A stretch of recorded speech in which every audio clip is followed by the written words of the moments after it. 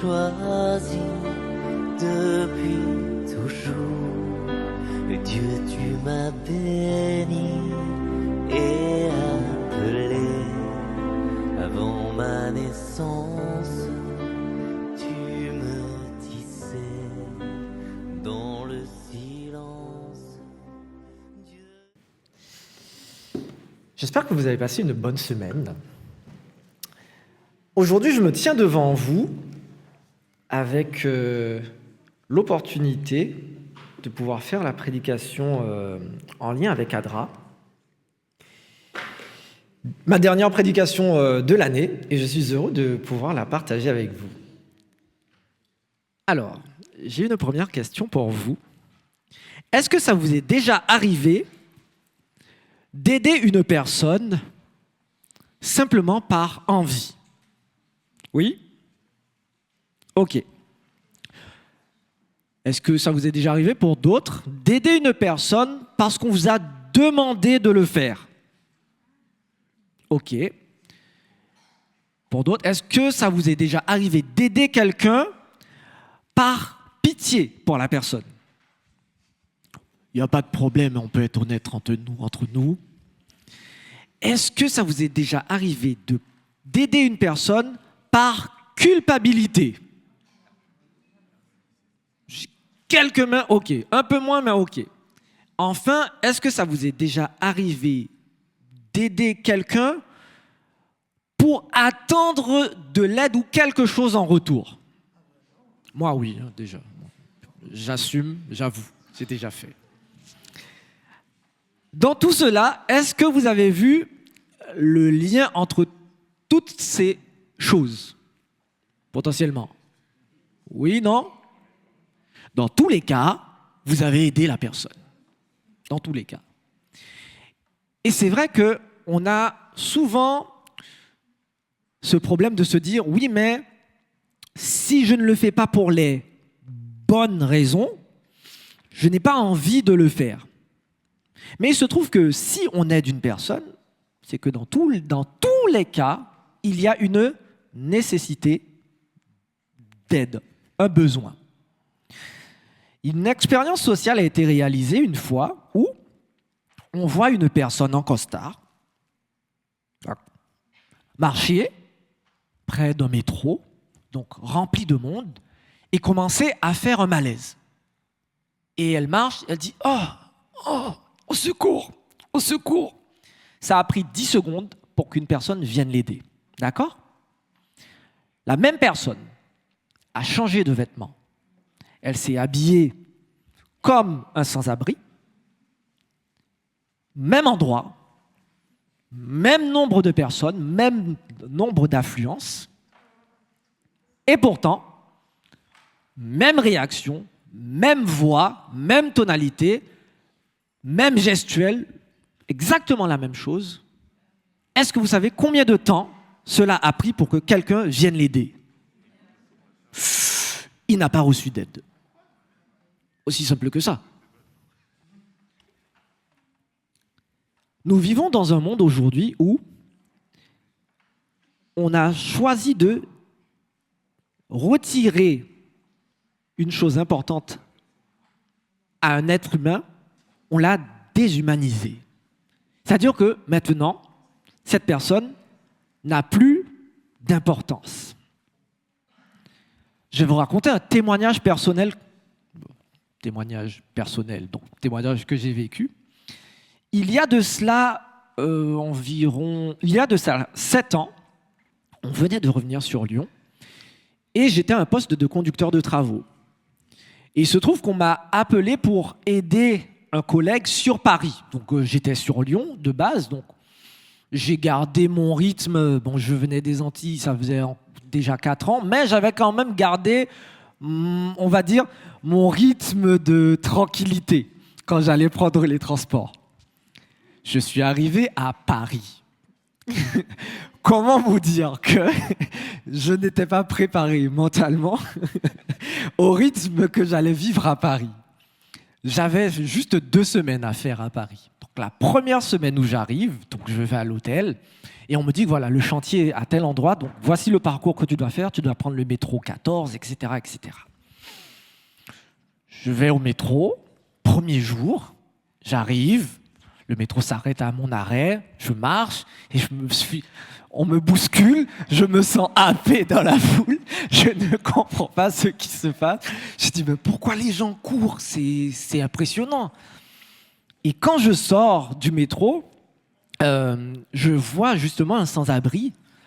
Et là, sur le moment, je me dis, ah mince, je n'ai rien sur moi, je ne peux même pas lui apporter de l'aide. Mais quelque chose me choque, c'est que les autres personnes marchent comme si, en fait, ils n'étaient même pas là.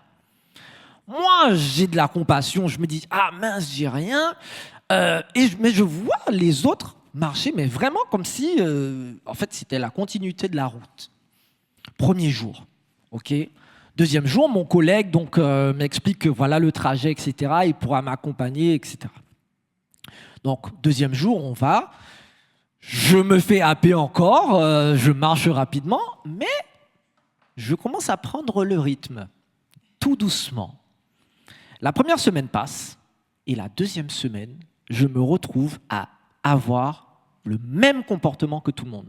C'est-à-dire que je sors du métro, je marche, et l'homme que j'ai vu la première semaine, je ne le vois même plus. C'est le dernier jour où finalement j'ai un rendez-vous proche de cet endroit que je me souviens en fait que cet homme, j'avais eu de la compassion pour lui la première semaine et en fait là, pour moi, il faisait partie du décor. On vit aujourd'hui dans un rythme qui nous pousse à oublier l'autre, qui nous pousse à nous concentrer sur nous-mêmes.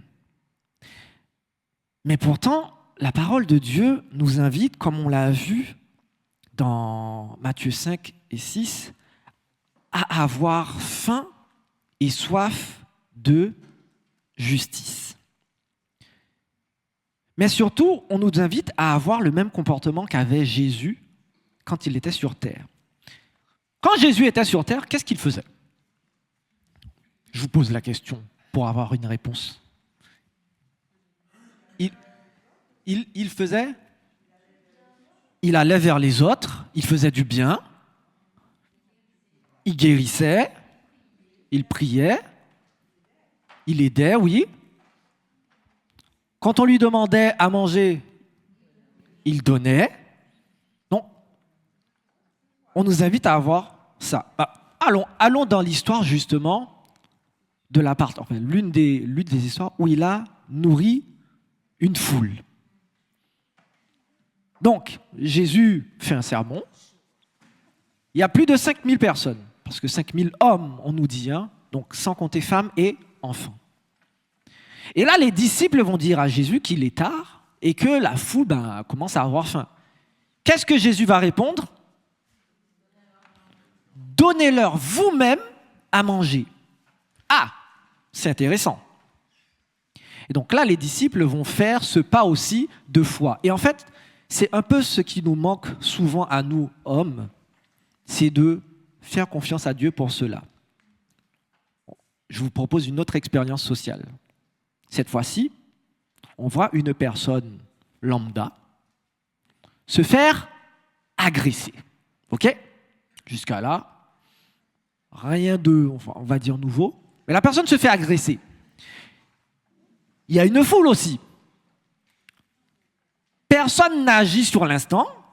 Et au bout de quelques moments, voilà, une personne commence à rentrer dans l'histoire et après, plusieurs autres personnes viennent aider. OK. Quand on questionne les personnes qui ont soit aidé ou n'ont pas aidé ou ont pris du temps, souvent, on donne la même... Pour beaucoup, ils donnent un peu les mêmes réponses. Avant de vous donner les réponses, on se met en condition. Une personne se fait agresser dans la rue. Vous agissez ou vous n'agissez pas. Quelles seraient pour vous les raisons pour lesquelles, voilà, vous n'auriez pas agi personnellement? La peur. quelqu'un d'autre le fera à ma place.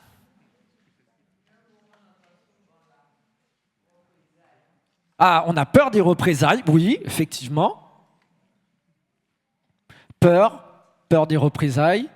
Quelqu'un d'autre fera. Comment?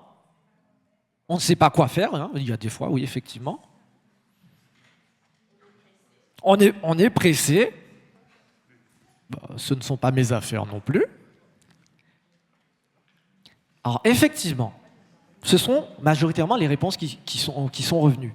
Mais principalement mais quelqu'un d'autre fera. Et quand ce quelqu'un d'autre fera, là, je vais potentiellement apporter aussi mon aide. Mais le problème, généralement, si tout le monde pense que quelqu'un d'autre fera, personne ne fera. Et là, on pose la question différemment. Et si c'était un membre de votre famille? Ah,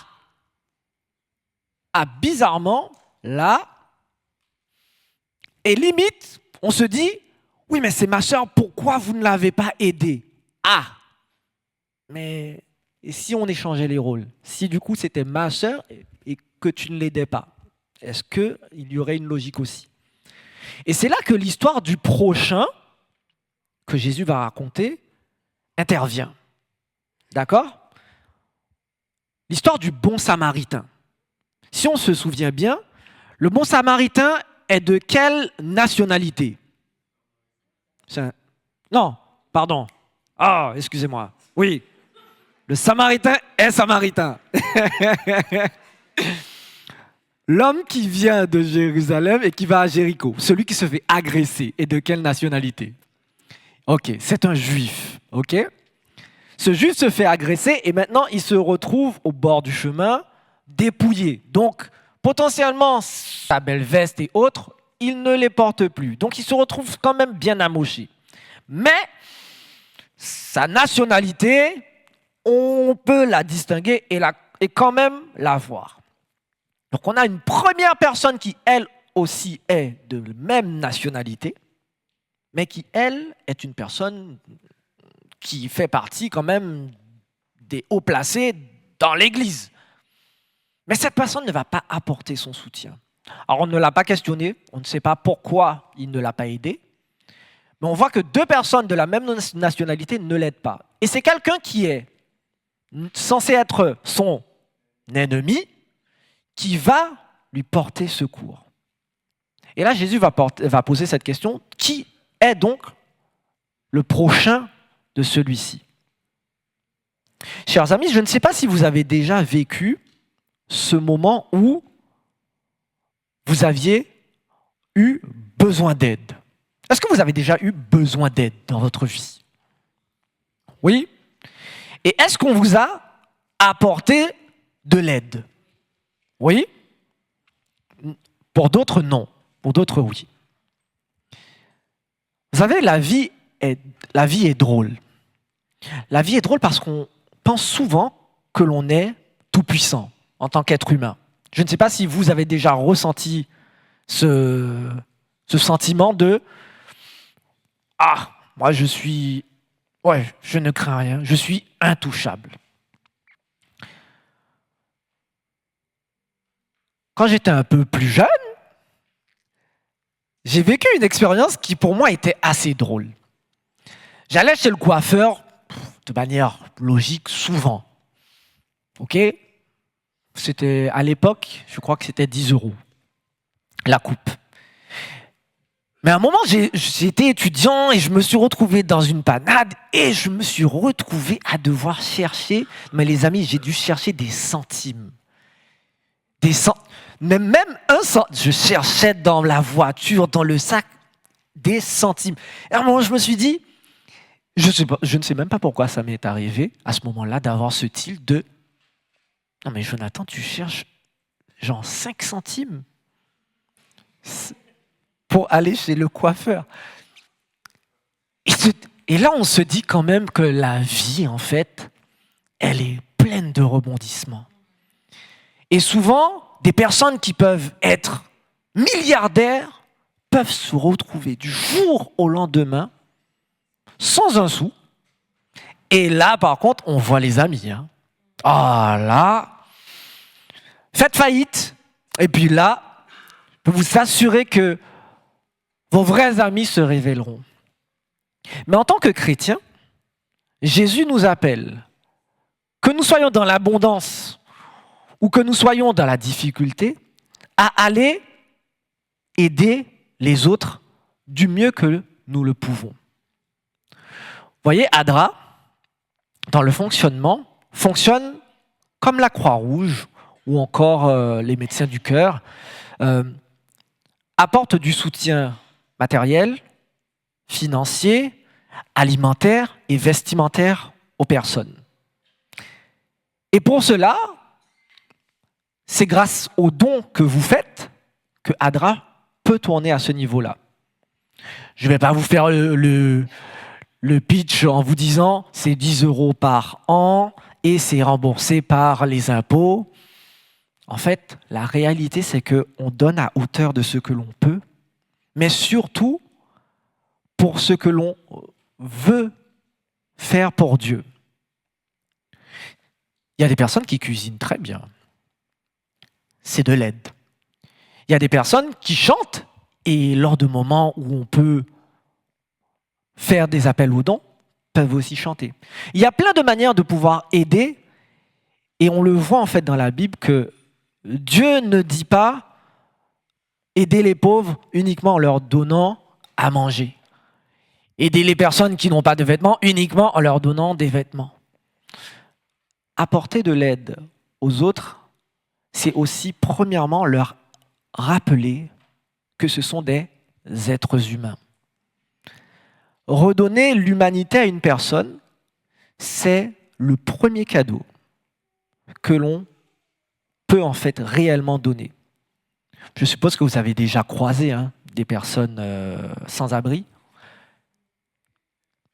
Certaines qui ont plus de besoins que d'autres. Mais dans tous les cas, souvent, ces personnes ont envie de parler. Je ne sais pas si vous avez déjà vu ça. Et souvent, les histoires sont réellement touchantes. Parfois, ce sont des accidents de la vie. Simplement un licenciement et après une dégringolade. Franchement, à ce moment-là, on se rend tous compte que ça peut arriver à n'importe qui. Oui.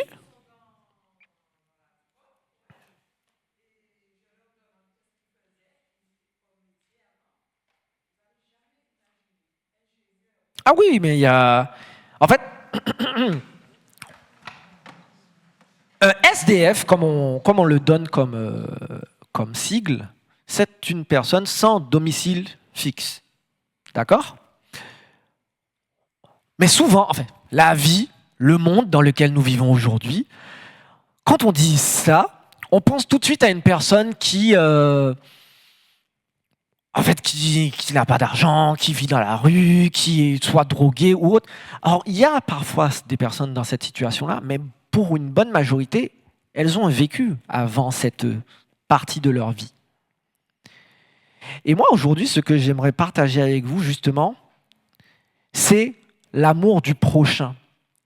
L'amour du prochain, comme ce matin, comme tout à l'heure, on l'a chanté, en fait, c'est vraiment reconnaître que chacun d'entre nous a besoin d'aide de manière différente, mais dans tous les cas, a besoin d'aide. C'est vrai, la prière est quelque chose de réellement puissant. La prière est puissante dans la mesure où on va demander à Dieu de pouvoir agir dans nos vies et aussi dans la vie de l'autre. Mais ce que nous faisons, je ne dirais pas de mauvais, mais qui est un petit peu passif, c'est que nous, souvent, on veut juste prier. Tu sais, Seigneur, aide cette personne, elle a besoin de toi, je sais que tu peux l'aider, je sais que tu le feras. Mais après, on a terminé. La prière, en fait, mon action pour l'autre s'arrête là. Pourquoi? Parce que je suis convaincu que Dieu est un Dieu qui agit, hein, n'est-ce pas? Mais, lorsque Moïse a traversé la mer avec le peuple, qu'est-ce qu'il a d'abord fait?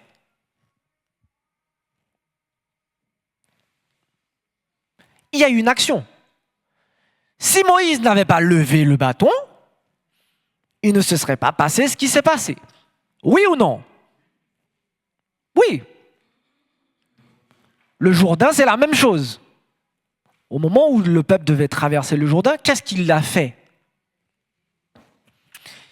Il faut d'abord une action.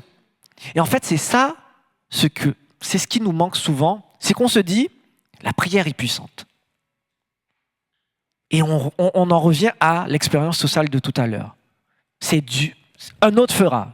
En fait, Seigneur agit et quelqu'un d'autre aidera cette personne. Mais du coup, si Dieu faisait la même chose avec nous, vous imaginez, on aurait beaucoup d'aide. Seigneur, aide-moi. Ok, attends, je regarde qui est volontaire pour pouvoir t'aider. Je nous invite du coup à être en action. D'accord? C'est-à-dire que dans les moindres détails de ce que nous pouvons faire, de pouvoir justement faire confiance à Dieu dans les finances qu'il nous donne, de pouvoir, je vous parle d'ADRA parce que je suis représentant d'ADRA, mais en réalité, il y a tellement d'autres associations, il y a tellement d'aides possibles à faire. Mais que ce soit aider une personne à monter dans le bus, aujourd'hui, je ne sais même pas si vous vous rendez compte, mais on est dans un monde tellement personnel. On rentre dans le bus, on voit une personne qui a du mal à rentrer avec son caddie, ok, et on rentre. Pour les peu de fois où malheureusement, je l'ai vécu, je sais ce que ça fait, on aide la personne et il n'y a même pas de merci. À ce moment-là, dans la tête, on a envie de se dire « Ah, j'aurais pas dû t'aider. Hein. » Mais non, parce que Dieu ne nous appelle pas à aider l'autre en attendant en retour que l'autre nous fasse ou nous donne quelque chose. Rappelez-vous, le premier texte qu'on a lu, « Heureux ceux qui ont faim et soif de la justice. » Parce qu'on sera récompensé, en fait. On sera récompensé. Et ça, peut-être que ça peut nous motiver. Qu'est-ce qui motive un commercial?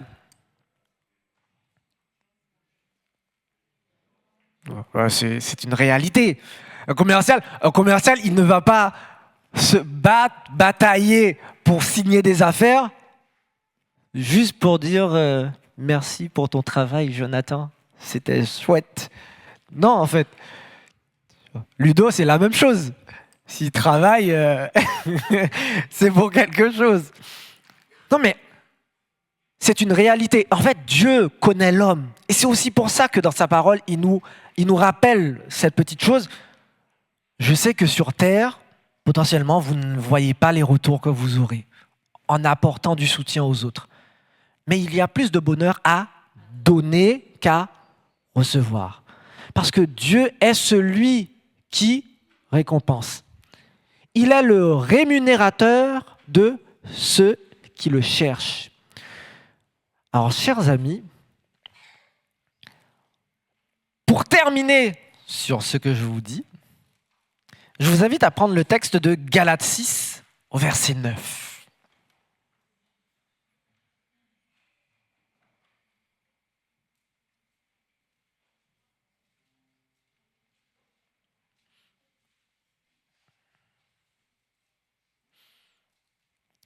Je lis. Ne négligeons pas de faire le bien, car nous moissonnerons au moment convenable, si nous ne nous relâchons pas. Enfin, le texte que je vous laisse pour ce dernier texte, enfin pour ce message, se trouve dans 2 Corinthiens 8, verset 9. Car vous connaissez la grâce de notre Seigneur Jésus-Christ, qui pour vous s'est fait pauvre, de riche qu'il était, afin que, par sa pauvreté, vous fussiez enrichis. Et oui, parce que rappelez-vous, le roi des rois est et était le roi des rois. Il a quitté un royaume de gloire plein de richesse et de bonté, s'est fait pauvre pour nous apporter la vie et la richesse en abondance. Ce que je nous invite à faire dès aujourd'hui, c'est de remettre nos vies entre les mains de Dieu, de nous rappeler que riche comme il était, il s'est fait pauvre, et que nous, à notre position actuelle, que toute bonne action que nous pourrions faire, que nous puissions le faire par une volonté d'avoir un trésor dans le ciel, ok, ou même ne serait-ce que par bonté et amour pour l'autre, que dans tous les cas, nous puissions faire un premier pas pour aider l'autre, que Dieu puisse nous accompagner. C'est ma prière pour vous et pour moi en ce matin. Amen.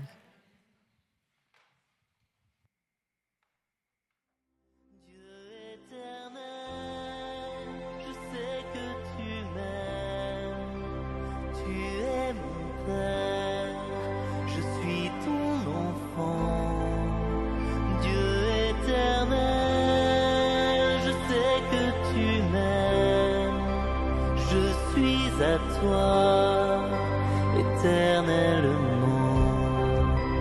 où donc aller, loin de ton souffle, où m'enfuirais-je, loin de ta face, je monte aux cieux, mon Dieu, tu es là, dans les abîmes. Ta main est sur moi, Dieu éternel, je sais que tu m'aimes, tu es mon Père, je suis ton enfant, Dieu éternel, je sais que tu m'aimes, je suis à toi.